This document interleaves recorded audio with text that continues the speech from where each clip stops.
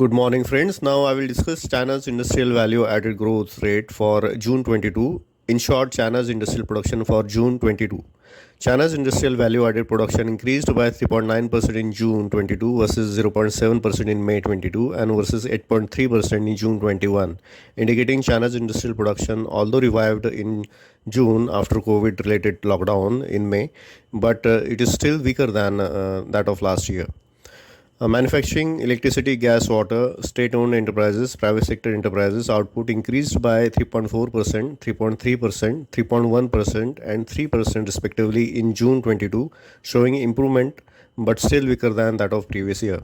Mining and quarrying output increased by 8.7% in June 22 versus 7% in May 22 and versus 0.7% in June 21, indicating lower input pricing pressure on final products manufacturers in China.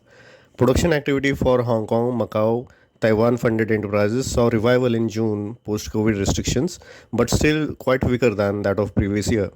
Looking at China's industrial value added growth industry group wise, China's coal production continued to increase by 11.2% in June 22 versus 8.2% in May 22 and versus minus 1.2% in June 21, indicating easing of power shortage in China.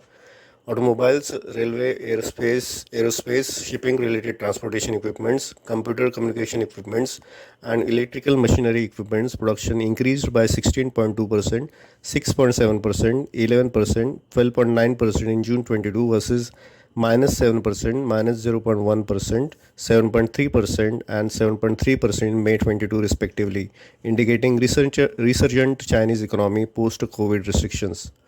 Overall, summing up, in June, China saw a revival of industrial activity across industry groups post COVID restrictions. However, industrial output is still weaker than previous year. Consumer durables output strong, indicating higher consumption in China. Stronger capital goods output indicating good industrial activity and private capital investments for expansion or higher capacity utilization in China for month June 22.